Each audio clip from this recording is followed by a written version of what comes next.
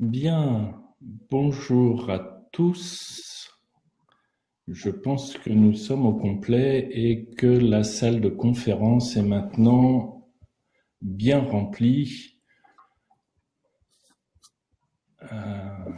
Donc voilà, le temps d'apprendre un petit peu à manipuler deux, trois choses et puis ça ira bien. Bienvenue à tous les participants à cette webconférence, donc conférence numérique. On a cette année une SQVT un petit peu particulière, semaine de la qualité de vie au travail, c'est la 17e du nom. Elle est un peu particulière parce qu'elle est en pleine crise sanitaire, et c'est l'objet de notre discussion tout à l'heure. Et du coup, on a été amené à devoir transformer tous nos événements et on a été amené à les positionner exclusivement en version numérique. Donc, toutes les conférences se tiennent selon cette modalité-là. On est pour l'instant à plus de 650 participants à l'ensemble des manifestations proposées par l'ARACT Occitanie dans le cadre de la SQVT. Et alors l'inconvénient, c'est qu'on se voit pas bien. Et en tous les cas, pour nous qui sommes intervenants ou animateurs, on voit pas la salle, on vous devine, on sait que vous êtes pas loin, on sait que vous nous mettez des petits mots de temps en temps, mais on vous voit pas. Donc bon, c'est un peu déroutant. Pour autant, l'autre avantage, c'est que ça permet à tout un tas de gens qui, d'habitude, hésitent un peu à venir jusqu'à nos lieux de conférence à Toulouse ou à Montpellier, plutôt en métropole. Ça permet à des gens qui n'ont pas beaucoup de temps à consacrer à une conférence de ce type-là, de pouvoir se loguer. Et une des caractéristiques, du coup, c'est que l'on a plus de dirigeants d'entreprise, plus de représentants des salariés qu'à l'accoutumée, en tous les cas, sur cette conférence-là. Demain, on a une conférence plutôt destinée à des consultants, donc on aura un public de consultants. Mais là, on est bien avec un public essentiellement entreprises, représentants des salariés, quelques gens qui viennent des services de santé au travail, quelques consultants, quelques responsables RH. On a un public un peu diversifié, mais avec une belle proportion entreprises et représentants des salariés. Donc ça, c'est le bon côté de la chose. Donc, vous remerciez tous pour votre participation. Vous avez dû commencer à faire un peu connaissance avec la salle. Alors, la salle, elle a une capacité limitée, ce qui veut dire que pour l'instant, on a des gens qui s'impatientent, qui aimeraient rentrer, qui n'arrivent pas à le faire. Mais ils ont une solution de repli, puisque dans quelques minutes, alors ce sera pas des écrans géants, mais quand on viendra juste de terminer notre conférence, ils auront le replay. Et donc, ils pourront très, très vite accéder, puisqu'ils étaient inscrits, ils pourront très vite accéder à nos échanges. Donc voilà. Pour vous présenter également notre salle, vous commencez à en avoir l'habitude, on a un endroit, quand on est en salle de conférence, vous aimez bien chuchoter à l'oreille de votre voisin, bavarder un petit peu quand c'est peut-être un peu moins dynamique. Vous pouvez le faire là aussi, puisqu'on a une rubrique chat qui permet de chuchoter, bavarder. Et quoi que ce soit que vous avez envie de partager, la différence, c'est que tout le monde en profite. Et puis, dans une conférence habituelle, on lève un peu le doigt pour se manifester quand on a besoin de poser une question. Là, on a une rubrique qui sera l'endroit où j'irai piocher. C'est le seul endroit où j'irai piocher les questions que vous avez envie de partager avec les intervenants. Donc, si vous avez envie de poser des questions, on aura plusieurs temps d'échange, plusieurs temps pendant lesquels il sera possible pour vous de poser des questions. Il faudra le faire dans cette rubrique questions et exclusivement là. Je ne regarderai pas dans le chat si vous vous êtes exprimé ou pas et si vous souhaitez poser des questions. Voilà. Notre sujet aujourd'hui, on est en plein cœur en fait de ce qui est notre cœur de métier de nous l'ARACT, puisqu'on est en train et on va discuter du travail, de la façon dont il est en train de reprendre. On va discuter d'organisation du travail dans cette période un peu particulière. On va discuter de dialogue social et de la possibilité qu'il y a eu de pouvoir ou pas poursuivre le dialogue social et la place du dialogue social dans cette phase de reprise d'activité. Et on fait, nous, en tous les cas, l'ARACT, parce que c'est notre cœur de métier, le pari que si on réussit à travailler dans de bonnes conditions, alors on va réussir la reprise de l'activité, la reprise économique, et sans doute que ce sera un certain nombre d'effets favorables en matière d'emploi. Donc, tout l'enjeu vu de chez nous est là, réussir la reprise par le travail de manière à préserver les emplois et le dynamisme économique de nos entreprises et des territoires. Pour travailler, pour discuter avec nous de ces questions-là, vous avez le plaisir d'avoir à mes côtés plusieurs intervenants que je vais peut-être laisser eux-mêmes se présenter de manière à ce qu'ils vous disent qui ils sont, et puis ensuite nous rentrerons dans le vif de notre sujet. Peut-être commencer par vous, Monsieur Le Rouge.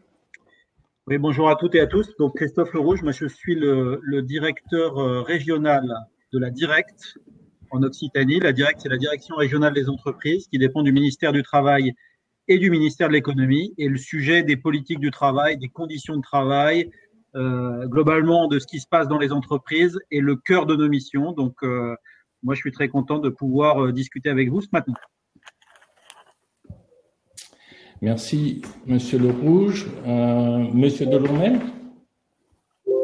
Oui, bonjour à toutes et à tous. Donc, Thomas Delourmel. Moi, je suis directeur de l'emploi et de la formation au Conseil régional, région Occitanie. Merci. Madame Garcia. Oui, bonjour. Donc, Sophie Garcia. Moi, je suis la présidente donc, du MEDEF Occitanie, donc, qui regroupe une bonne vingtaine de branches professionnelles et 14 MEDEF territoriaux, donc sur tous les départements de l'Occitanie. Et par ailleurs, j'ai une société d'une trentaine de personnes basée à Toulouse et également sur Montpellier. Je suis vraiment très content d'être avec vous aujourd'hui. Merci beaucoup. Et Monsieur Bonnetin. Bonjour à toutes et à tous. Donc, je suis Stéphane Bonnetin, le secrétaire général de la CFDT d'Occitanie. Et puis, juste pour mon histoire, je suis à l'origine un salarié de l'industrie du béton il y a maintenant pas mal d'années, mais j'ai un parcours dans le privé qui me permet d'avoir un regard assez particulier sur les questions d'organisation et de conditions de travail. Merci pour l'invitation. Eh ben, merci beaucoup à vous quatre d'avoir répondu favorable à cette invitation. J'ai le plaisir de vous adresser les salutations de notre président et de notre vice-présidente, puisque l'AMACT Occitanie est une association paritaire, pilotée à tour de rôle par des représentants des employeurs et des représentants des organisations syndicales de salariés. Et donc, nos deux présidents qui peuvent pas être en même temps que nous en ligne pour des raisons de l'espace m'ont demandé de vous saluer, ce que je fais avec grand plaisir. Donc, notre sujet est le premier point sur lequel nous allons nous arrêter. Nous sommes dans une situation de crise inédite. On vient de traverser une crise, on n'est pas complètement sorti de cette phase de crise sanitaire. Elle a des effets dramatiques d'un point de vue sanitaire, elle a des effets conséquents d'un point de vue économique et potentiellement d'un point de vue social. Cette phase, cette période de crise sanitaire s'est traduite du point de vue du travail par trois grands moments structurants. Un moment qui était le moment de l'annonce du confinement, qui a conduit de manière un petit peu subie, de manière y compris avec des effets de sidération, à devoir se réorganiser dans l'urgence. Et sans doute que Madame Garcia pourra nous parler de l'expérience vue d'un employeur dans cette phase de réorganisation dans l'urgence pour pouvoir continuer de travailler éventuellement. Ça a produit ensuite une phase de confinement dans laquelle on avait en gros trois grandes situations et des mix possibles, des situations de poursuite d'activité pour les gens de la santé, des EHPAD. Plus tard, les gens du bâtiment, ils sont revenus. Les gens du commerce alimentaire notamment ont tenu également le choc. Tout l'agroalimentaire s'est mobilisé pour nous nourrir. Pendant ce temps-là, d'autres, comme nous, sans doute beaucoup, étaient en phase de télétravail et dans des conditions un petit peu inédites. Et puis d'autres étaient en activité partielle ou en chômage partiel avec des volumes plus ou moins importants compte tenu de la réalité et des conditions dans lesquelles l'activité pouvait se réaliser dans leur entreprise. On est aujourd'hui rentré dans une phase nouvelle. On est dans la phase de déconfinement progressive avec retour vers l'activité. Et avant de regarder un petit peu cette période dans laquelle nous entrons là maintenant, il peut être intéressant d'avoir un petit regard sur ce que l'on sait des effets produits aujourd'hui dans les entreprises, dans les territoires et donc plus largement en Occitanie de cette période tout à fait inédite. Peut-être commencer par vous, Monsieur Le Rouge, pour un petit regard un peu sur la situation globale en région Occitanie dans cette période particulière. Oui, alors tu l'as dit, Frédéric, je te tutoie parce qu'on a l'habitude de se tutoyer. Je t'étais passé au vrai, j'étais passé. Ça va, pas de souci. Ouais, situation évidemment inédite, brutale, avec des arrêts d'activité qui ont été décidés dès le début de la crise. Impact évidemment sur les entreprises, les salariés. On a cité l'activité partielle, un chiffre. On a traité 140 000 demandes d'activité partielle au sein de la Direct, et ça a concerné 1 million de salariés. 1 million de salariés, c'est donc entre 55 et 60% des salariés du secteur privé en Occitanie qui ont été touchés par l'activité partielle. Donc c'est considérable, et on voit bien que ça a du coup un impact sur la façon de travailler. En fait, c'est même pas du travail, mais sur la relation entre le salarié et l'entreprise. Quand on parle de conditions de travail, de qualité de vie au travail, évidemment, cette période où on a vu une activité partielle massive se mettre en place, c'est quelque chose d'absolument inédit et qui nous fait réfléchir. Tu l'as dit aussi, le fait de mettre en place des mesures sanitaires un peu drastiques et contraignantes ont entraîné une généralisation du télétravail. Alors, pas dans tous les secteurs d'activité, évidemment, tout ce qui est secteur de production, de la restauration, et pas soumise, ne peut pas mettre en place le télétravail dans la mesure où c'est vraiment une activité physique sur place. Mais pour beaucoup d'entreprises, on a vu aussi se mettre en place le télétravail, se généraliser, et ça de façon inédite, avec un impact là aussi sur les relations entre les salariés, les chefs d'entreprise, la façon dont s'organise justement ce travail. Ça nous amène à réfléchir sur justement comment ça se passe, comment on poursuit, qu'est-ce que ça implique dans les relations et dans la façon dont on travaille, le rapport entre le salarié et l'entreprise. Alors, la reprise, elle a été progressive. On est vraiment maintenant dans une phase de reprise, mais après la phase de sidération, je rappelle quand même que l'activité, elle n'a pas été arrêtée, sauf pour quelques secteurs d'activité précis, très très précis, qui étaient liés au commerce, à la restauration. La position du gouvernement a été de dire il faut que l'activité continue dans les secteurs. Et donc ça s'est passé de façon très progressive depuis le mois de mars, et ça s'est accompagné de mesures sur, on le sait, hein, sur la distanciation physique entre personnes, sur la mise en place des gestes barrières, sur des nouvelles façons finalement de travailler avec un nouveau geste professionnel qu'il a fallu définir. Ça a été le rôle en fait de discussion qui ont eu lieu au niveau national avec la publication de fiches métiers, de guides qui ont été discutés avec certaines fédérations professionnelles qui ont eu pour objectif et mission d'accompagner cette reprise d'activité.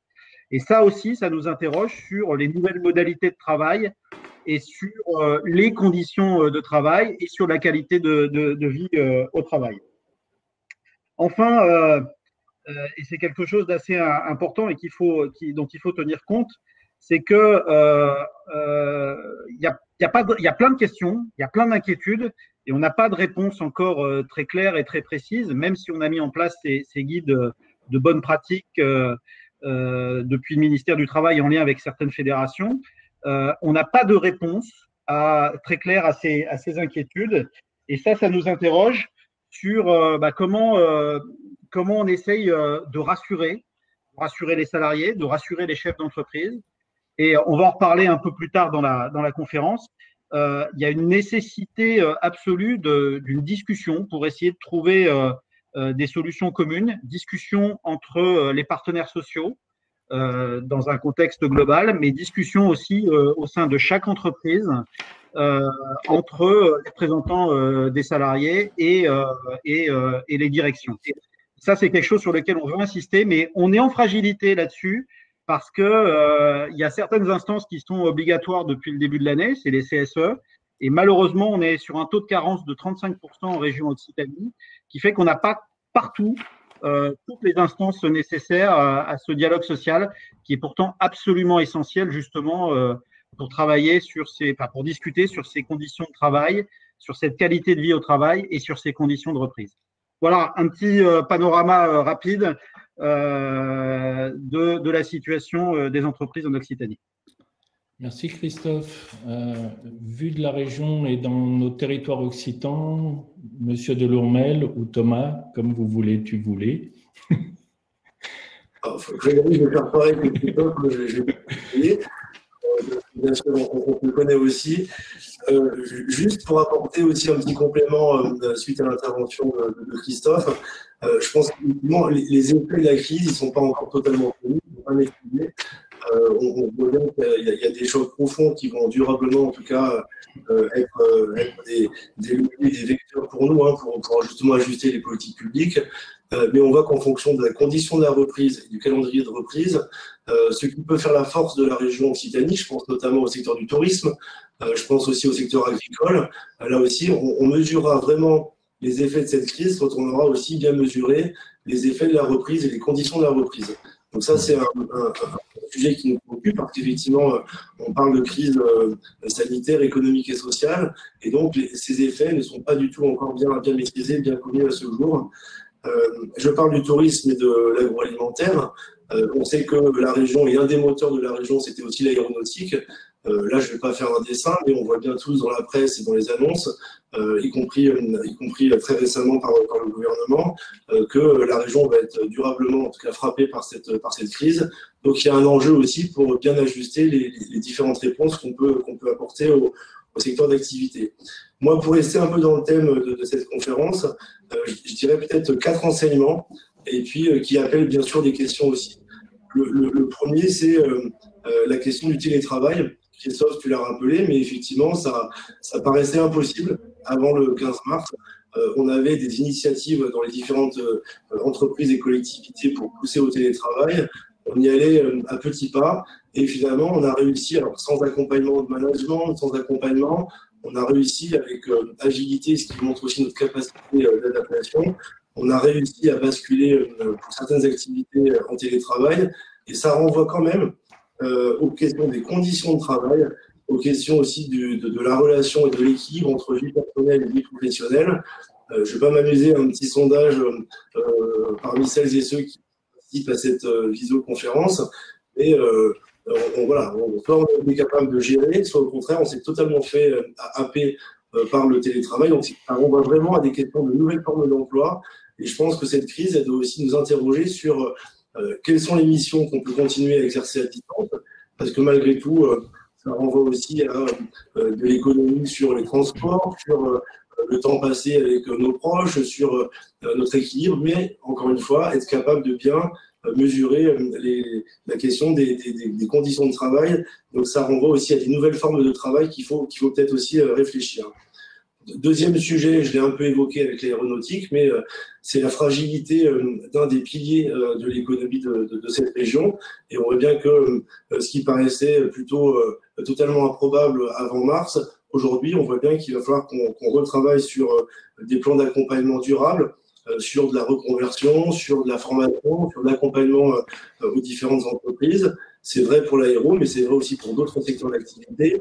Donc l'enseignement, c'est que notre économie régionale, elle est bousculée par cette crise. Et donc, il faut qu'on réfléchisse aussi collectivement. Et donc, ça renvoie aussi à notre capacité entre collectivités, État et puis partenaires sociaux, notre capacité à imaginer un nouveau modèle économique et donc de nouveaux emplois et de nouvelles compétences dans cette région. Troisième enseignement, c'est le choc pour les gens. Le choc pour les gens parce que on est tous soit salariés, soit chefs d'entreprise, soit en recherche d'emploi, soit étudiants, soit jeunes, et donc ça a créé quand même un choc important dans cette population, Et donc en même temps, ce choc, il a aussi créé des attentes. Il a révélé des attentes plus ou moins affirmées. On va voir justement en fonction de la reprise comment ça va se concrétiser, sur un équilibre vie perso, vie professionnelle, sur une capacité à produire mieux, à être plus respectueux de l'environnement, à peut-être aussi être capable d'avoir un système ou un modèle plus vertueux Donc ça, ce sont des attentes. Donc comment on va collectivement y répondre? Quelles opportunités ça représente? Parce qu'il faut voir ce changement comme une réelle opportunité. Ça renvoie à des questions de compétences, ça renvoie à des questions d'emploi, ça renvoie aussi aux emplois de demain. Donc là, en tout cas, il y a un vrai sujet, même si on peut se mettre aussi à rêver. Il y a traiter l'urgence et la situation d'aujourd'hui et en même temps être capable de se projeter pour imaginer et construire le modèle économique de demain.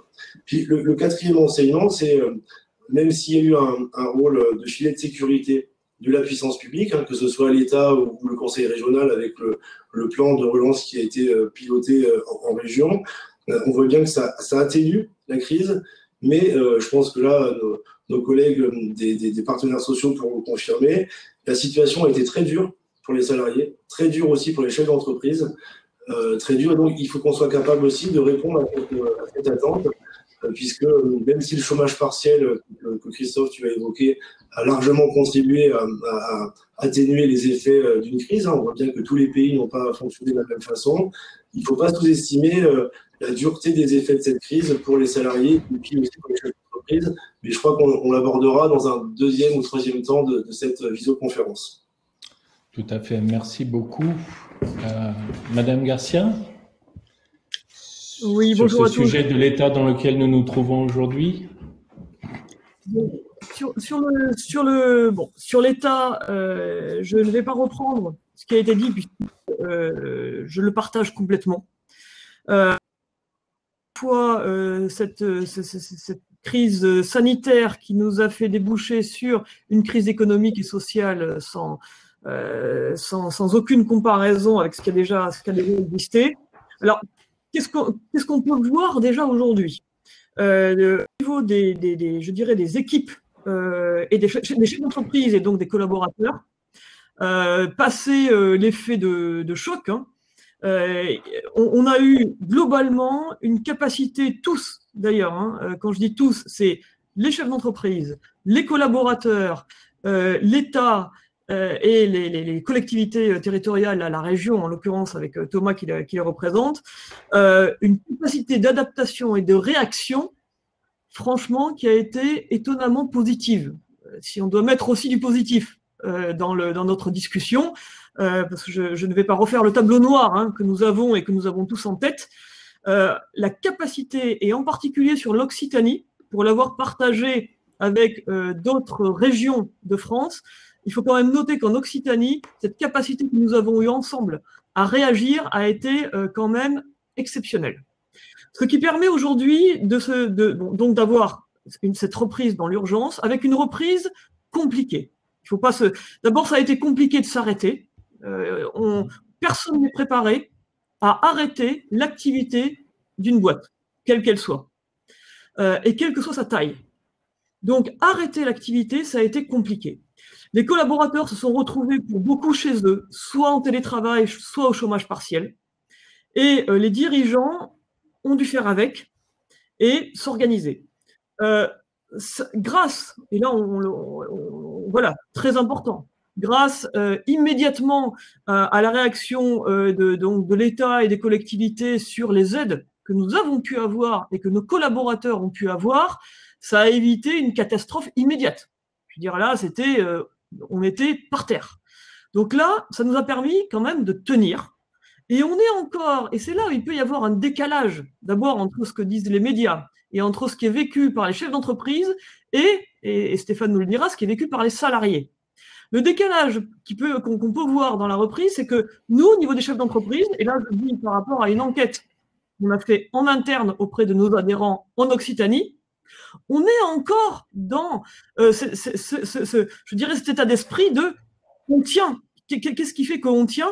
Qu'est-ce qu'on a comme visibilité? Bon, souvent on manque. Et quel est l'état de nos équipes? Nos équipes aujourd'hui sont plutôt contentes de retrouver un lien étroit, c'est-à-dire de pouvoir ponctuellement revenir dans les bureaux, parce que c'est dur. Ça a été dur d'avoir cette coupure physique. Ça, on le constate. Et en même temps, et je reviendrai sur ce qui a déjà été dit, mais très rapidement, il y a cette notion de télétravail. Je pense qu'il faut vraiment prendre en considération, et dans tous les sens du terme, c'est-à-dire qu'on a des enquêtes d'opinion nationales côté employeur, côté salarié, qui disent qu'il y a de réelles vertus, réelle vertu au télétravail. Et puis, après, on a du cas par cas où on peut entendre de tout et son contraire, à la fois du côté de nos collaborateurs et à la fois du côté employeur. Donc là, et c'est fondamental dans la qualité de vie au travail, parce que la façon de s'organiser dans les entreprises est majeure pour savoir c'est quoi l'après. Et là, ça a été également dit par Christophe et par Thomas également. On a l'urgence, et puis qu'est-ce qui se passe en septembre et qu'est-ce qui se passe en 2021 et 2022. Ça, c'est vraiment fondamental. Il ne faut pas louper le déconfinement sanitaire, il ne faut pas louper le déconfinement économique et social. Et on est sur les mêmes enjeux. Sur les mêmes enjeux. On peut avoir une crise économique et sociale qui, in fine, va être plus importante que la crise sanitaire initiale. Donc ça, on est vraiment, si je dois revenir sur un point noir, on est vraiment sur ça. Donc, cette organisation du travail va impacter directement, et là j'espère positivement, sur la... Parce que le fait d'avoir été mis comme ça, du jour au lendemain, dans des conditions hors normes, a fait qu'il a fallu s'organiser et donc énormément communiquer, et peut-être plus que ce qui était fait d'habitude, parce qu'il faut se réinventer en 24 heures. Et là où je suis peut-être un petit peu plus optimiste que Christophe sur le délai, la carence sur laquelle je ne reviendrai pas, qui est réelle, on a effectivement une carence de 35% des CSE aujourd'hui sur l'Occitanie, et je serai la première à communiquer dans le réseau pour qu'on pallie à cette carence. Je peux vous dire que les chefs d'entreprise, en particulier des petites sociétés, parce que c'est là, effectivement, qu'il y a les carences, voulu, c'est pas qu'ils sont contre, c'est qu'on avait une réglementation, je crois, qui nous l'imposait au plus tard au 1er janvier de cette année. Effectivement, on laissait glisser, comme souvent, malheureusement, la tête dans le guidon, on est sur autre chose, et donc on a cette carence. Ce qui ne veut pas dire, et heureusement, et là après Stéphane nous le confirmera ou pas, qu'il y a une carence du dialogue, qu'il y a une carence de la communication, parce que encore une fois, on n'y arrive pas sinon. Et tout l'enjeu maintenant, et là c'est plutôt positif, parce que je vois que même notre président Macron le cite de plus en plus, c'est que la reprise et la suite ne peut réussir que si on a un bon dialogue social. Ça, alors, on est archi convaincu et dans tout le réseau.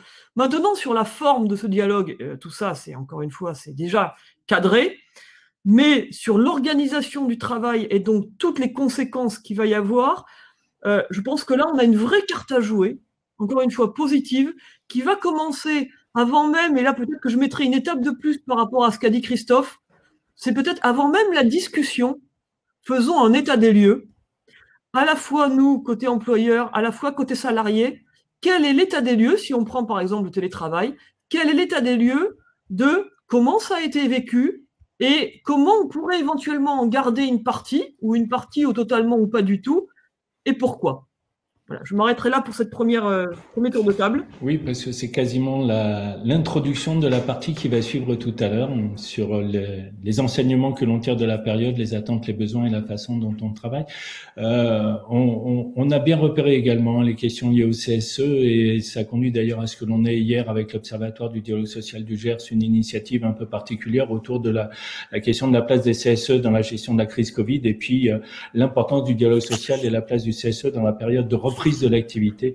C'est effectivement des sujets essentiels sur lesquels Stéphane va venir, j'imagine, puisque est-ce que on a été exemplaire à bien des égards en Occitanie dans la période? Est-ce que c'était vrai du point de vue du dialogue social? Est-ce que c'était vrai du point de vue des salariés, vu des représentants des salariés?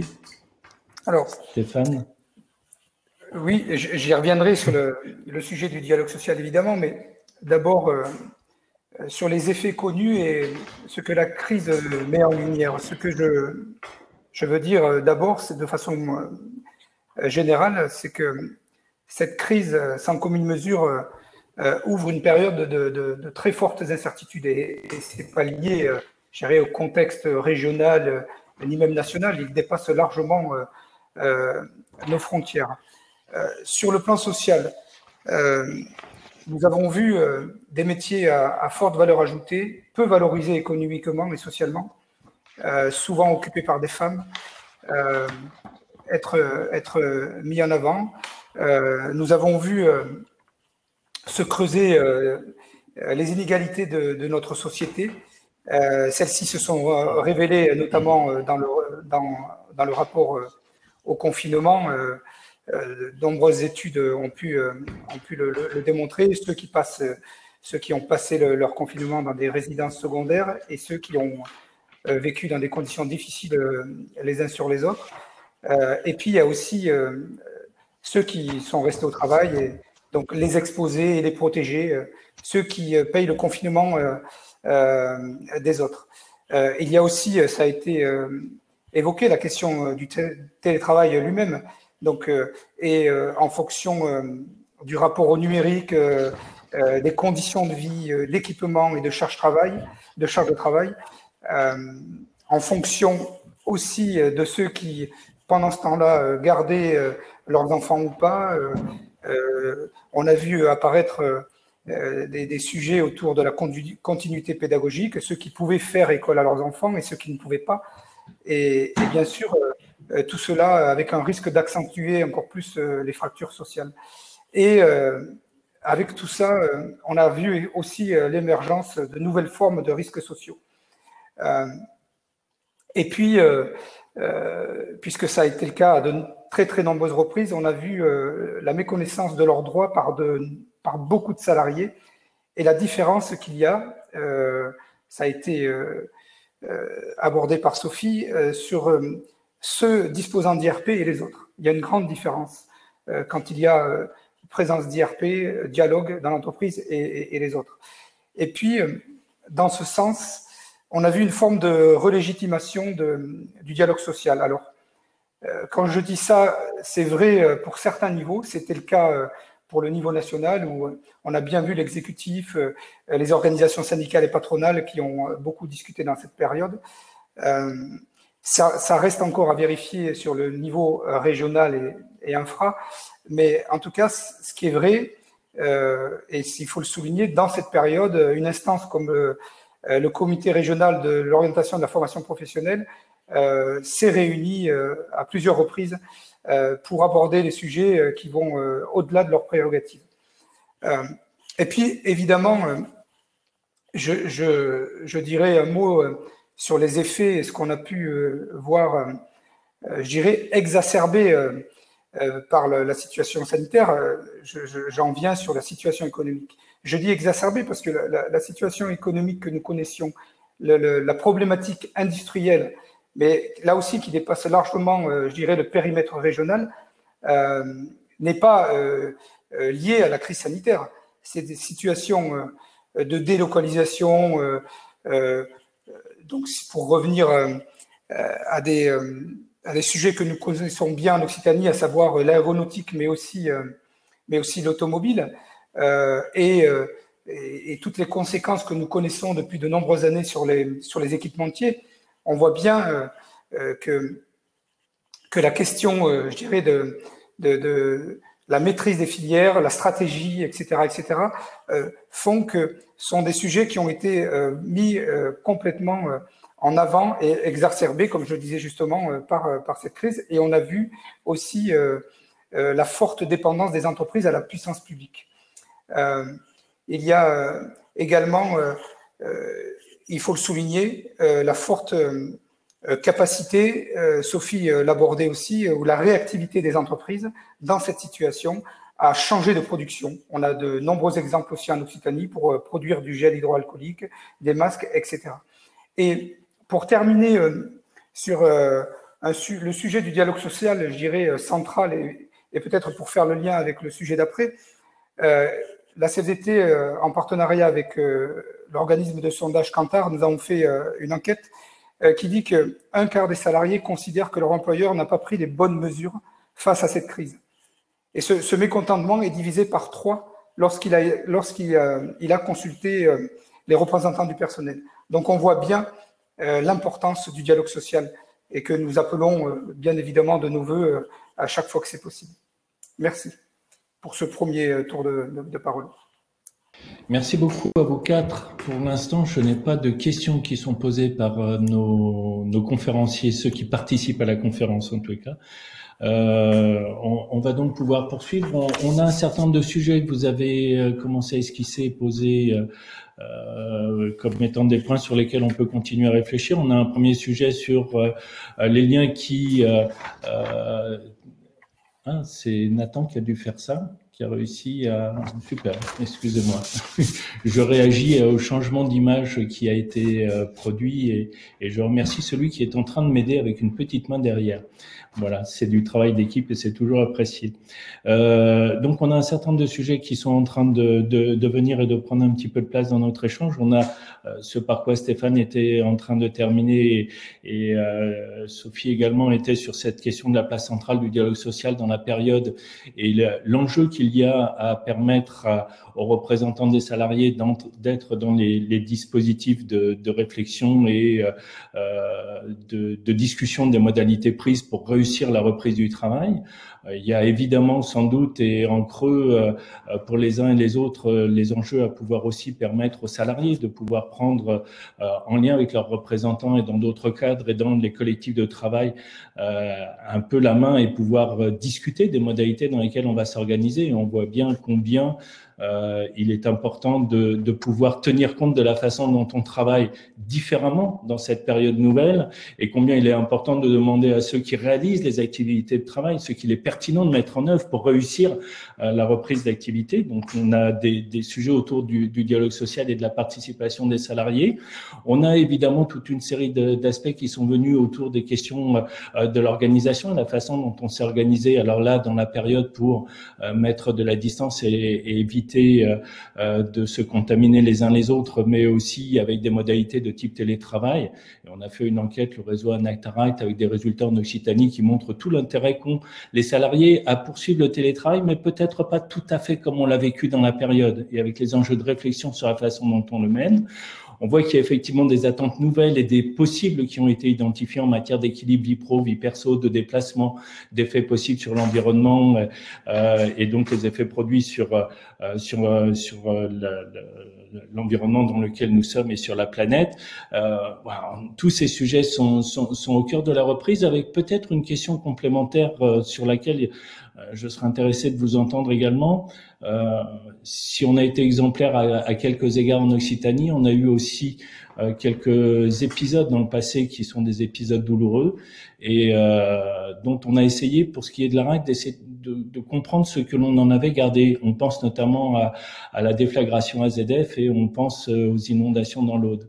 Et quand on discute avec les salariés, ceux qui se souviennent, d'ailleurs c'est intéressant de voir que on se souvient beaucoup des dégâts produits, mais on se souvient pas beaucoup de la façon dont on s'est réorganisé, ce que ça a produit. Et quand on en discute, beaucoup nous disent, en fait, on a mis en place dans l'urgence des organisations qui tenaient compte de la situation sidérante dans laquelle on s'est trouvé.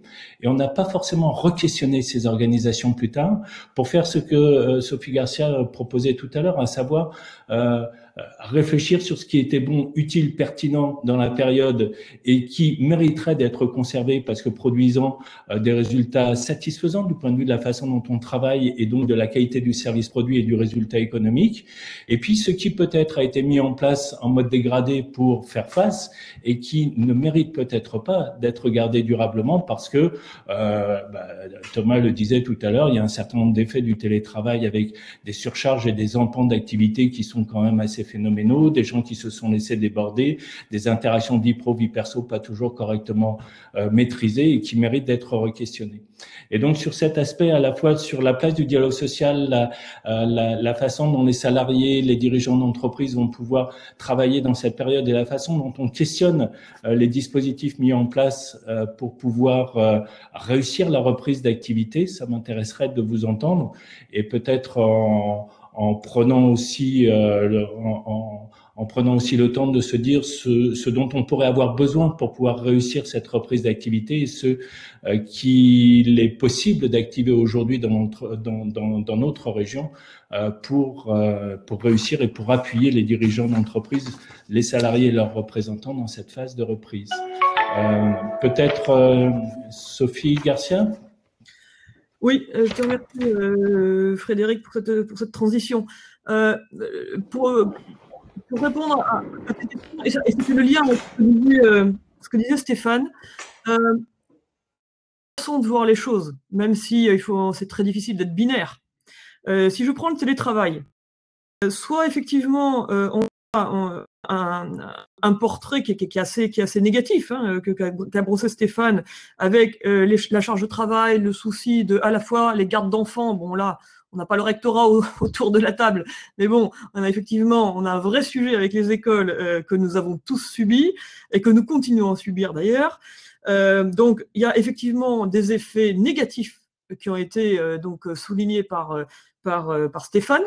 Et puis, des enquêtes qui n'ont pas d'ailleurs été faites par nous spécialement, mais plutôt des enquêtes nationales, et comme tu l'as rappelé Frédéric, qui en brossent les vertus. Donc c'est un très bon exemple, ça, pour dire, parce que quand on voit quand même toutes les conséquences qu'il peut y avoir derrière, même si ça ne représente que, entre guillemets, 20% des personnes, parce qu'on sait que tous les secteurs, évidemment, et tous les métiers ne sont pas sujets au télétravail, mais il y a quand même une proportion pas négligeable de salariés qui peuvent le continuer. Donc là, on est typiquement, mais vraiment typiquement, dans le fait que ni, je pense, et j'espère que tu le prendras pas mal Stéphane, mais ni Stéphane ni moi ne sommes capables de dire avec une précision quand même qui est importante, quel est l'état des lieux réel, avec un vrai quantitatif de finalement ce télétravail, il est bien, il n'est pas bien, et dans quelles conditions. Et on va se retrouver de toute façon avec un état des lieux qui va être, encore une fois, ça ne va pas être blanc et noir. On va bien voir que là, il y a des situations où ce serait plutôt favorable pour certains collaborateurs qui habitent loin, qui ont des soucis de logement, etc. Côté employeur, évidemment, on a plutôt intérêt à avoir des collaborateurs qui sont plus reposés, pas stressés de la route, avec moins de risques autoroutiers, et je passe tout ce qui est environnemental, mais qui est important, plus les bouchons, etc. Bon. Donc, si on est capable d'avoir un état des lieux qui est un petit peu performant, et c'est vraiment la condition très importante, et là je rejoins le fait que si effectivement il y a une différence très importante avec les entreprises qui ont un IRP ou pas d'IRP, pas de représentant des personnels, il faut accélérer la chose, parce que derrière, on va bien être à l'intérieur des entreprises. C'est là qu'on va trouver les bons fonctionnements. Et si on prend l'organisation du travail qui influe directement sur la qualité du travail, on va élargir la question du télétravail au reste, la façon de manager, la participation des salariés dans les prises de décision. Et on voit que là, plus on est sur des modèles un petit peu, même totalement atypiques, et plus on a vu des organisations être revues. Alors, Stéphane a raison sur le fait qu'au niveau national, on a pu voir qu'il y avait eu un travail plutôt assez efficace entre les organisations patronales et salariés. Moi, je pense qu'on a vraiment une carte à jouer sur l'Occitanie, parce qu'encore une fois, on a en plus un très bon fonctionnement État, région, organisation salariée, organisation patronale. Je pense qu'on a vraiment une carte à jouer, parce que, encore une fois, tout ce qui est les décisions nationales, les décisions stratégiques nationales, et Stéphane, quand tu parlais effectivement de la désindustrialisation, de la délocalisation, on a bien été sur des politiques nationales. Bon, plus ou moins suivies, mais enfin aujourd'hui, on en a les conséquences. Et aujourd'hui, on va avoir donc un gouvernement qui se pose les bonnes questions. La souveraineté, problème de souveraineté, problème de dépendance, qui influe directement dans nos entreprises, sur les entreprises et sur les collaborateurs. On a un problème de compétences qu'on a perdu, où là on se demande si on va réussir à les garder quand on les a. On parlait de l'aéronautique, on a de réelles compétences, et là je pense qu'on peut faire un travail tous ensemble sur l'Occitanie. On a des entreprises qui ont des compétences dans l'aéronautique, dont on se dit que ces compétences, on va les perdre, soit parce qu'elles vont être rachetées, et là il y a des choses qui sont en train d'être mises en place pour peut-être recapitaliser, mais ça c'est un autre sujet économique, mais qui vont peut-être disparaître parce que les gens vont être licenciés. Bon, et donc là, il y a des choses à faire sur ces compétences-là, comment peut-être les utiliser, entre guillemets, mais là c'est à bon escient, hein, dans d'autres secteurs, et je parle même de l'Occitanie, hein, et former d'autres personnes qui ne le sont plus. Et Stéphane parlait de métiers à forte valeur ajoutée, mais on a aussi des métiers à faible valeur ajoutée qui ont été délocalisés, dont potentiellement peut-être qu'on a de nouveaux besoins. Et là, ce sera peut-être Thomas qui réagira là-dessus aussi, sur toute la compétence formation, formation et peut-être reconversion, donc pas que la formation initiale, ça c'est très important. Et là, on aura besoin aussi de travailler sur le terrain, vraiment, pour être capable de dire, ben là, il y a des choses à sauver, il y a des salariés à sauver, il y a des compétences à sauver, il y a des boîtes à sauver. Et plus on travaillera sur le terrain, et plus nos instances nationales nous demandent ça, d'ailleurs. Hein. Je pense que nous sommes tous concernés par ça. Donc, pour moi, il y a vraiment une carte à jouer. Au-delà de dire tout ce qui ne va pas, je pense qu'il faut vraiment profiter, si je puis m'exprimer ainsi. En tout cas, on a une situation donnée, essayons d'en tirer tout ce qu'on peut. Et encore une fois, sur la formation, je pense qu'il y a vraiment quelque chose à faire. Stéphane, en tirer tout ce qu'on peut. Oui, alors, je répondrai quelques mots sur le télétravail sans faire très très long, mais ça ne surprendra pas tout le monde, mais je suis d'accord avec Sophie sur l'analyse qu'elle porte, sur je dirais, les vertus qu'on a aussi découvertes dans cette période concernant le télétravail. Et d'ailleurs… Peut-être, Stéphane, indiquer au passage qu'on avait un webinaire en début de semaine en appui sur le travail qui est fait dans l'Hérault avec l'Observatoire du dialogue social sur les questions du télétravail. C'est un des webinaires qui a été les plus fréquentés et aujourd'hui est en ligne un kit pour aider toutes les entreprises qui auraient besoin de travailler sur ces questions du télétravail. Excuse-moi pour cette interruption. Nombreuses sont les organisations et notamment la CFDT qui travaillent beaucoup sur ces questions-là. Et d'ailleurs, je dois le dire, à l'initiative du MEDEF, une discussion s'est ouverte sur le télétravail où l'ensemble des organisations syndicales participent et la CFDT, sur ce sujet d'ailleurs, souhaiterait que cette discussion se transforme en négociation, puisque ce que nous disons, et je reprends ce qui est dit par Sophie, c'est que la question du télétravail, ce qu'a révélé la situation, la crise sanitaire, c'est que il y a le télétravail, je dirais, deux crises. C'est-à-dire que personne n'imaginait possible ce que nous avons vécu. Personne. Et pourtant, nombreux des salariés se sont retrouvés à travailler, à télétravailler. Alors, je ne reviens pas sur les conditions, mais en tout cas, de façon massive. Donc, c'est pour ça que nous pensons qu'il faut encadrer, c'est le cas avec l'accord de 2005, le télétravail, je dirais classique, pour ceux qui le connaissaient déjà, mais il y a une forme, je dirais, exceptionnelle de télétravail. Si ça doit se reproduire, nous devons aussi pouvoir discuter de ça. Mais bon, je ne vais pas être beaucoup plus long sur ce sujet, mais ce que je voudrais dire, notamment sur les conditions pour réussir la reprise. Ce que nous pensons à la CFDT et ce que nous faisons, c'est justement de consulter, d'aller, je dirais, au plus près des salariés pour voir un petit peu ce qu'il est possible de faire. Puisqu'il faut distinguer deux choses. C'est-à-dire que régler l'urgence, ce qui a été, je dirais, plutôt bien fait par les dispositifs, les amortisseurs sociaux, comme on le dit, à savoir le chômage partiel en particulier. Et ça, c'est une grande réussite et on peut être très, très fier de ces dispositifs. Quand on regarde un petit peu à côté, on voit bien comment certains autres salariés d'autres pays ont pu vivre beaucoup plus durement cette situation. Et donc, ça, c'est vraiment à mettre en avant et à valoriser.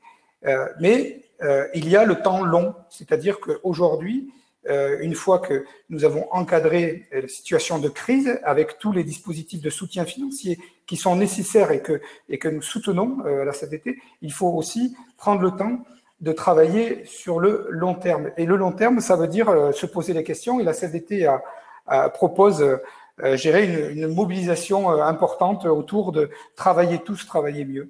Et travailler tous, travailler mieux, c'est pour vous faire part de certaines revendications importantes, justement pour apporter, je dirais, vers des solutions qui amélioreraient la situation. D'une part, alors je le disais concernant l'activité partielle, il faut, je dirais, un cadre rénové, notamment pour l'activité partielle de longue durée, avec des engagements de maintien dans l'emploi et des accords conditionnés, je dirais, qui soient conditionnés par accord d'entreprise.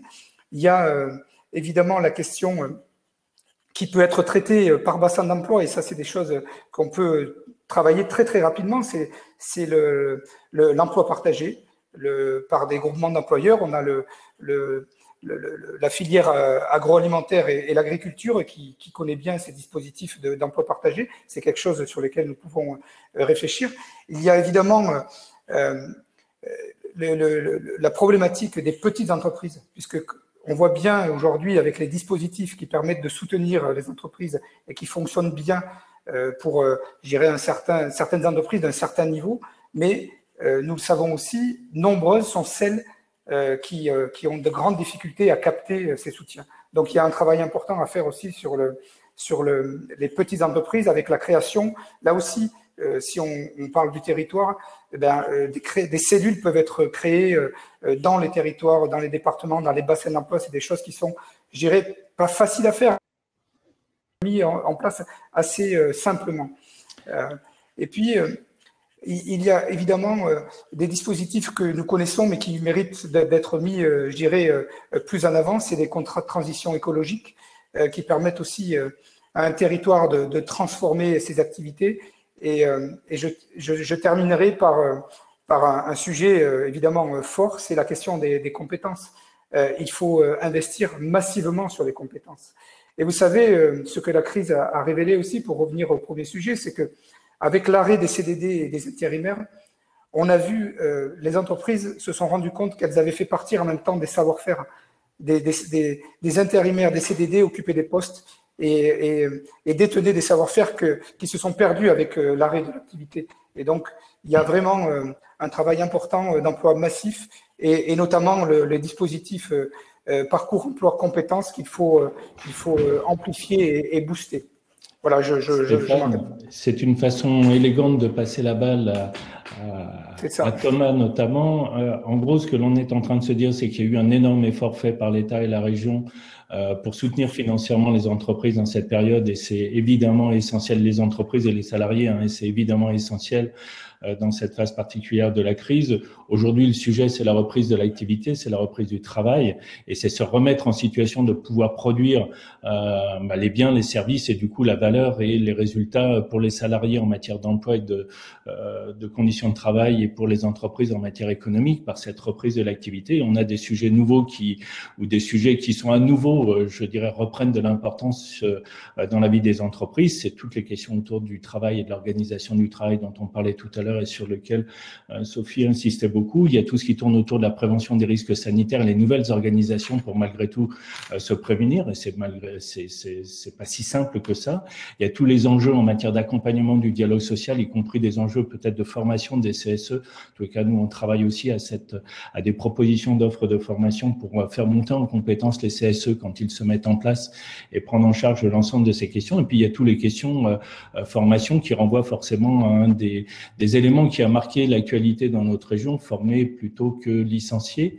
Thomas, et puis ensuite Christophe, sur ce que l'on peut faire, ce qui est mis à disposition des acteurs de l'entreprise pour, dans cette période, pouvoir rebondir. Alors, moi, je rebondis volontiers sur la perche que m'avait d'abord tendue Sophie, mais qui a été confortée par Stéphane. J'ai l'impression qu'on a bossé pendant des heures pour cette visioconférence, mais ça montre surtout, puisque ce n'est pas le cas, on n'a pas travaillé pendant des heures, mais ça montre toujours la cohérence de ce discours et de ces priorités qu'on affiche clairement, que ce soit la région, les partenaires sociaux, les salariés, et puis bien sûr, je laisse Christophe l'évoquer, mais on voit bien la convergence des solutions aussi qu'on a en tête. Alors, bien sûr, Stéphane l'a dit, réagir à la reprise, c'est faire face au présent et préparer l'avenir. Donc ça, effectivement, c'est vraiment important. préparer l'avenir, je ne veux pas paraphraser le propos de Sophie, mais c'est vrai que ça passe par la question des compétences et de la formation. Et aujourd'hui, en termes très pratico-pratiques, transformer les compétences, transformer les emplois, assurer les passerelles entre les secteurs d'activité qui sont peut-être en déclin et d'autres filières ou d'autres entreprises qui ont besoin de compétences transférables assez proches, tout ça, ça s'accompagne. Ça ne s'invente pas, ça s'accompagne. Et donc, il faut qu'on soit capable collectivement de produire des outils très pratico-pratiques, hein, très opérationnels, à la fois pour venir en appui du chef d'entreprise et de ses équipes pour diagnostiquer, faire un état des lieux des compétences réellement accessibles dans l'entreprise, qu'on puisse voir aussi avec les représentants des employeurs vers où il faut aller pour qu'on puisse tout simplement poser aussi des enjeux en matière d'emploi, de compétences et de transformation des emplois et des compétences. Donc, ça veut dire accompagnement RH, ça veut dire accompagnement par des professionnels des entreprises, justement, pour que ce volet RH et compétences soit réellement pris en compte et fasse l'objet d'une vraie stratégie portée par les dirigeants et leurs équipes. Et puis ensuite, bien évidemment, ça s'accompagne par de la formation. Alors, formation de salariés pour celles et ceux qui vont rester dans leur secteur d'activité, mais qui sont de toute façon frappés par une transformation de leur métier. C'était vrai avant la crise. Et ça sera vrai encore plus peut-être après cette crise, puisqu'on évoquait déjà des questions de transformation liées au digital, à la transformation écologique, à la transformation technologique. Donc de toute façon, les emplois et les métiers étaient de toute façon touchés par une vraie transformation du contenu de leur mission. Et donc ça renvoie bien sûr à des questions de compétences. Mais j'ai presque envie de dire qu'il y a le volet défensif. Ça a été évoqué par Frédéric avec le vocable former plutôt que licencier. Mais il faut aussi voir le volet positif de la formation. C'est tout simplement être capable de répondre aux enjeux de demain et accompagner les salariés pour qu'ils puissent tout simplement exercer leurs compétences et leur métier dans les meilleures conditions. Donc effectivement, je ne vais pas ici présenter tous les dispositifs, hein, mais effectivement, la région est très présente sur le volet formation. Alors, notre compétence initiale, c'est la formation des demandeurs d'emploi. Donc, on est la région française qui finance le plus de formations pour les demandeurs d'emploi. L'idée, c'est que, bien évidemment, on colle aux besoins des entreprises et qu'on achète de la formation qui répond à ces besoins. Mais le volet aussi qui me paraît important de souligner aujourd'hui, puisqu'on a dans l'auditoire des chefs d'entreprise et des représentants des entreprises, c'est qu'on accompagne bien évidemment aussi les salariés dans leur reconversion, mais aussi dans la formation pour qu'ils puissent faire face à ces changements. Alors, le mot former plutôt que licencier, il est un peu défensif, mais il faut aussi que la question des compétences et de la formation accompagne le changement. Et peut-être juste en synthèse et puis en conclusion de cette troisième séquence, ça serait de dire que la formation, c'est un outil au service de la résilience des entreprises et des territoires. Et donc ce changement de transformation des emplois et des compétences, c'est par le volet humain, par le capital humain qu'on va pouvoir justement répondre à ce défi. C'est un défi, mais je pense qu'effectivement aujourd'hui, on y est tous confrontés, on doit y faire face. Et la vraie opportunité, c'est qu'on soit collectivement concernés par cette question de formation et de compétences, puisque c'est aussi la solution pour répondre à ces nouveaux enjeux. Tout à l'heure, Sophie évoquait les enjeux à faire l'état des lieux pour penser les dispositifs d'action et puis les mettre en œuvre, les expérimenter, les évaluer, les mettre en œuvre. Cela faisait penser aux fondamentaux des démarches qualité de vie au travail qui étaient évoquées et qui sont effectivement plus que jamais pertinentes dans la période. C'est également en substance ce que l'on retrouve dans le dispositif Objectif Reprise tel qu'il a été conçu par l'État, qui est une des modalités activables dans la période. Christophe ? Oui, alors, vous avez tous parlé de la projection dans l'avenir et du temps long. Moi, le principal enjeu, c'est la visibilité. Et on ne l'a pas, malheureusement, cette visibilité sur l'ensemble des secteurs d'activité économique en Occitanie. Et pour moi, c'est absolument essentiel. Alors, on a cité tout à l'heure le secteur de l'aéronautique comme étant particulièrement en difficulté. C'est clair, c'est pas le seul secteur qui risque d'être en difficulté. Évidemment, il y a le secteur du tourisme aussi, qui est aussi un secteur très très important en Occitanie. Mais cette question de visibilité et de projection, elle est essentielle aussi pour pouvoir continuer à faire perdurer les dispositifs. J'ai parlé d'activité partielle, on a parlé d'activité partielle de longue durée. Si on veut continuer à mettre en place cette activité partielle, c'est parce qu'on estime à un moment que ça va repartir, ou que l'activité va repartir. La question, c'est combien de temps on peut tenir avec ces modalités.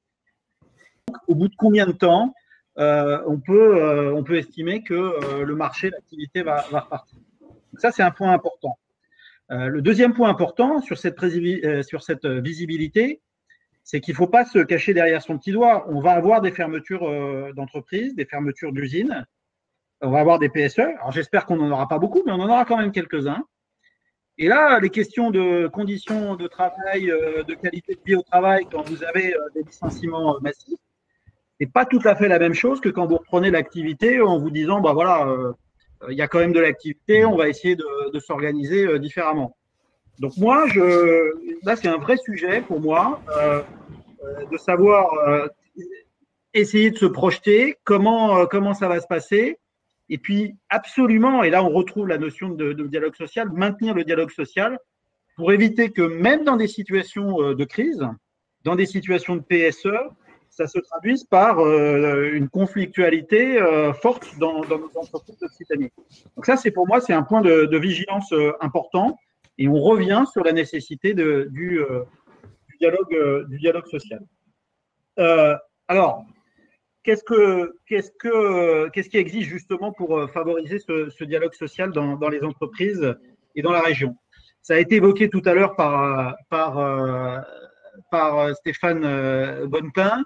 On a des instances qui existent en Occitanie qui fonctionnent plutôt bien. On a le CREFOP, donc le comité régional sur l'emploi, la formation et l'orientation professionnelle. On a le CROP, le comité régional d'organisation des conditions de travail, sur lesquels État, région et partenaires sociaux discutent et font des propositions. Et ça, je crois qu'il faut continuer à le faire vivre et à travailler ensemble et essayer d'aborder tous ces sujets. De conditions de travail, de mise en place du télétravail. J'insiste, on a beaucoup parlé de télétravail. Pour moi, le sujet des conditions de travail, c'est pas que ça. Hein. Ça a été dit aussi tout à l'heure par Frédéric. Les nouvelles règles sanitaires sont contraignantes et imposent des modifications dans le geste professionnel. Que ça soit dans les usines, que ça soit dans les commerces, que ça soit dans les restaurants. Et ça, il faut qu'on réfléchisse à ça parce que c'est pas forcément évident de travailler régulièrement et constamment avec un masque ou avec des mesures qui vont perturber ce qui existait avant sur le geste professionnel. Donc ça, il faut qu'on y réfléchisse. Dans les instances comme le CREFOP, le CROP, on a au niveau interprofessionnel les CPRI aussi, qu'il faut qu'on réactive, qui ne fonctionnent pas forcément très bien. Et au niveau départemental, on a mis en place depuis quelques années les observatoires du dialogue social qui fonctionnent plus ou moins bien dans les départements. On a cité celui de l'Hérault, il y en a aussi, il y en a dans tous les départements, mais il y en a certains qui fonctionnent mieux que d'autres. Et je pense qu'il faut qu'on les réactive vraiment partout et qu'on aborde très directement l'ensemble de ces sujets, que ce soit le sujet de la conflictualité, que ce soit le sujet du télétravail ou globalement de ce qui se passe dans les entreprises. Et puis, il faut aussi, sur ces questions de conditions de travail, qu'on active d'autres dispositifs ou d'autres acteurs qu'on n'a pas encore cités, mais qui sont importants. On a dans tous les départements des services de santé au travail qui sont pilotés par les organisations patronales. Ils ont un rôle à jouer. Ils ont joué un rôle dans la crise sanitaire pour accompagner les chefs d'entreprise et les entreprises et les salariés. Il faut qu'ils continuent à jouer ce rôle et qu'on les active encore plus directement, justement, sur l'accompagnement de ces gestes professionnels. Et ils ont un rôle essentiel pour rassurer non seulement les salariés et rassurer les chefs d'entreprise dont on sait qu'ils sont inquiets en ce moment. Et peut-être à juste titre. Mais voilà, on a ces services qu'il nous faut mobiliser. Et puis, il faut qu'on mobilise les autres dispositifs qui sont à notre main. Il y a toutes les actions de formation qui ont été citées par sans rentrer dans le détail par Thomas, mais sur lequel on travaille ensemble dans le cadre du CREFOP, où justement on peut essayer d'identifier quels sont les besoins en compétences des entreprises et sur lesquels on a la capacité, conjointement avec la région, de financer un certain nombre de formations pour justement se projeter sur l'avenir. Et puis sur les modalités d'accompagnement des chefs d'entreprise, Frédéric, tu as cité un nouveau dispositif qui s'appelle Objectif Reprise, qui a été lancé par le ministère du Travail en lien avec l'ANACT au niveau national et qu'on décline au niveau régional avec l'ARACT. Et l'ARACT, pour nous, c'est très important parce que derrière l'ARACT, il y a les partenaires sociaux, il y a les organisations patronales, il y a les organisations syndicales de salariés. Et à travers cette logique partenariale, on propose un dispositif aux chefs d'entreprise, plutôt les toutes petites entreprises ou les PME, justement pour les accompagner, pour qu'ils réalisent un diagnostic sur leur situation en termes de conditions de travail, en termes de télétravail, en termes de dialogue social, et avec un outil qui permet de les positionner sur une sorte d'organigramme, un radar. Et à partir de ce diagnostic, on sera en capacité de les orienter sur les dispositifs, soit de formation, soit de conseil RH, soit de conseil tout court sur les nouvelles organisations à mettre en place liées au télétravail. Donc, c'est quelque chose qui démarre, qui est à disposition des entreprises, sur lesquelles il faut qu'on communique et qui me semble particulièrement intéressant pour accompagner les chefs d'entreprise. Donc, l'enjeu, visibilité, absolue nécessité du dialogue social entre les instances que j'ai citées au sein des entreprises et puis après, mobilisation des dispositifs d'accompagnement. On a quand même maintenant un spectre et un panel de dispositifs qui permettent d'accompagner les chefs d'entreprise. Encore faut-il qu'ils les connaissent. Et ça, c'est notre rôle et aussi des organisations patronales et syndicales pour faire savoir que ces dispositifs et ces accompagnements sont possibles auprès des chefs d'entreprise et des salariés. Merci beaucoup. Il est 12h10. Nous arrivons au terme du temps dont nous disposons. On avait quelques questions dans le fil. Alors, on avait des questions qui portaient justement sur les dispositifs d'appui disponibles. Je vais afficher, si je vais réafficher cette diapositive que l'on va retrouver dans les supports qui seront en ligne sur le site de l'ARACT dans les minutes qui vont suivre le webinaire. Et ça permettra de trouver à la fois des informations sur dispositifs objectifs reprise dont parlait Christophe, sur passe conseil RH, formé plutôt que licencié, et tous les dispositifs autour de la formation évoqués par Thomas et Christophe. On a ce qui est mis en œuvre au niveau de la directe et par l'État sur les appuis conseils RH, TPE, PME, et on avait des questions dans le fil qui portait justement sur l'appui au TPE, PME, et donc on voit bien qu'on a au moins objectif reprise et puis des aspects appui RH, TPE, PME aussi bien à la région que du côté de l'État qui permettent de répondre à ces besoins.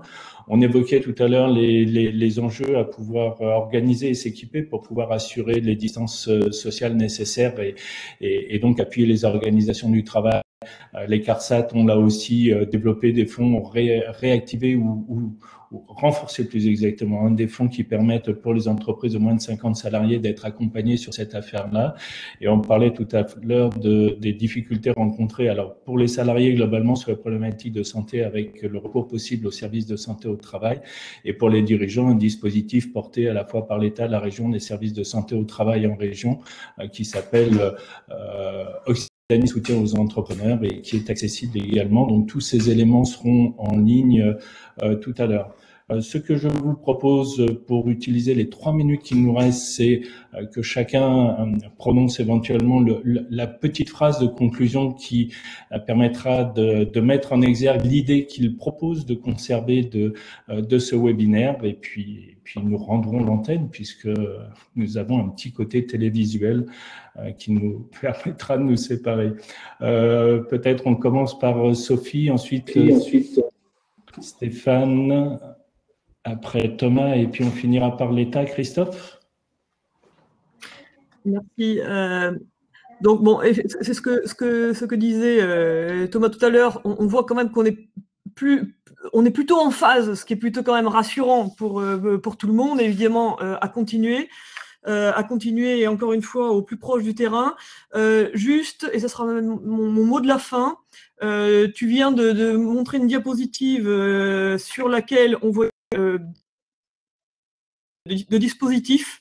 Et donc, pour aider, on a travaillé sur un dispositif qui n'est pas un dispositif d'ailleurs, hein, qui est un… Ah bon, on vous l'appellerait comme vous voulez.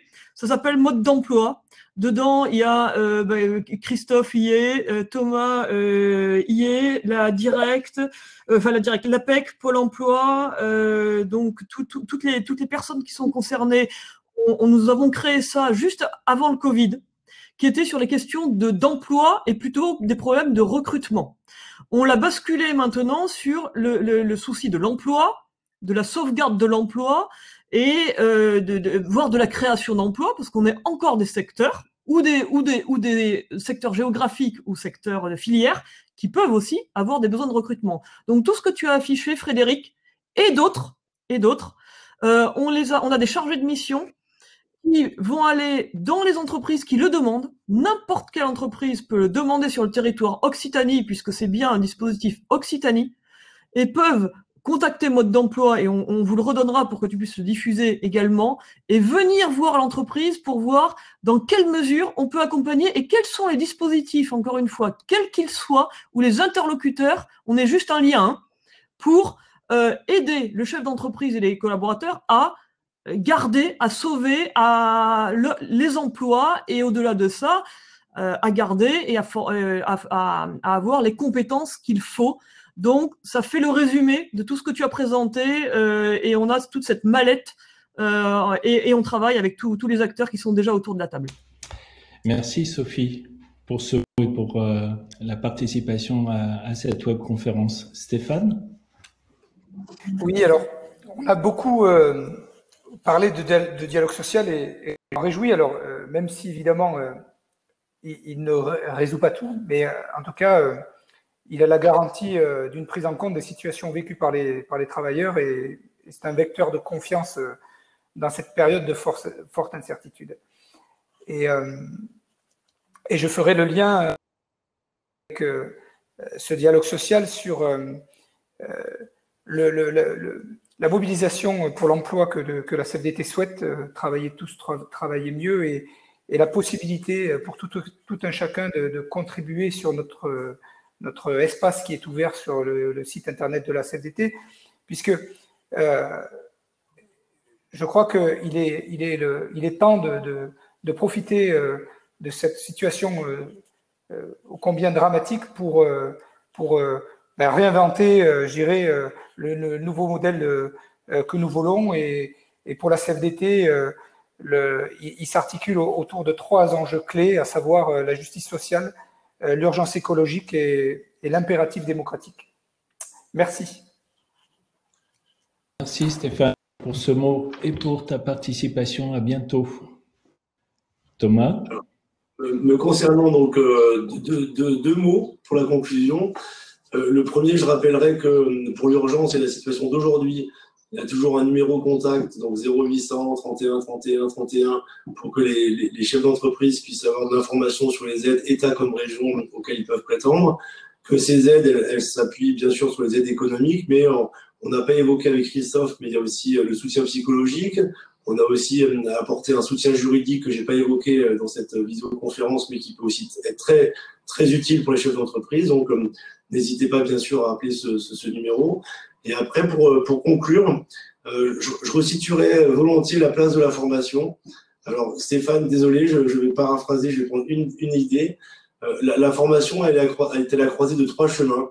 Justice sociale, ça a été évoqué par Stéphane, appui au développement économique et aussi, surtout, accompagnement au développement des territoires.